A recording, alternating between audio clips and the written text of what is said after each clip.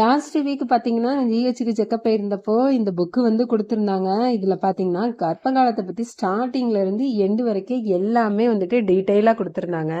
Daily வந்துட்டு என்னெல்லாம் பண்ணணும், அப்புறம் வந்துட்டு என்னெல்லாம் வந்துட்டு நம்ம சாப்பிடணும் அப்படின்னு சொல்லிட்டு டைம் டேபிள் மாதிரி போட்டு காலையில 5 மணில இருந்து நைட் 9 மணி வரைக்கும் அந்த மாதிரி வந்து பிரிச்சு கொடுத்துருந்தாங்க.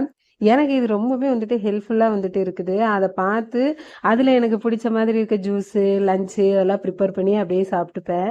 அப்புறம் பார்த்தீங்கன்னா ஃபர்ஸ்ட் ட்ரைமிஸ்டர்ல என்னெல்லாம் வந்துட்டு யோகா பண்ணலாம், செகண்டு தேர்டு ட்ரைமிஸ்டர்ல எந்த மாதிரி எல்லாம் பண்ணலாம் அப்படின்னு சொல்லிட்டு தனித்தனியா எல்லாத்துக்குமே வந்து கொடுத்துருந்தாங்க. இது வந்துட்டு இந்த பிக்மி ஆப்ல எஜுகேஷனல் ரிசோர்சஸ்ல போயிட்டு நம்ம செக் பண்ணோம் அப்படின்னா அதுல இந்த புக்ல உள்ளது அப்படியே வந்துட்டு கொடுத்துருப்பாங்க. செக் பண்ணி பாருங்க. இன்னைக்கு ரொம்ப சிம்பிளான ஒரு லஞ்சு தான் வந்து பண்ணியிருந்தேன்.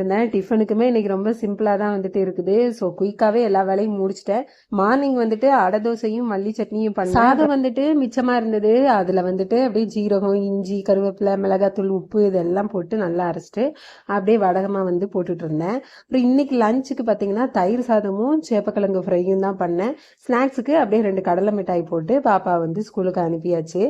நாளைக்கு வேற வீடியோல பார்க்கலாம். நம்ம சேனல் இது வரைக்கும் சப்ஸ்கிரைப் பண்ணாதவங்க சப்ஸ்கிரைப் பண்ணிக்கோங்க. இன்ஸ்டாகிராமா இருந்தா ஃபாலோ பண்ணிக்கோங்க. பாய்.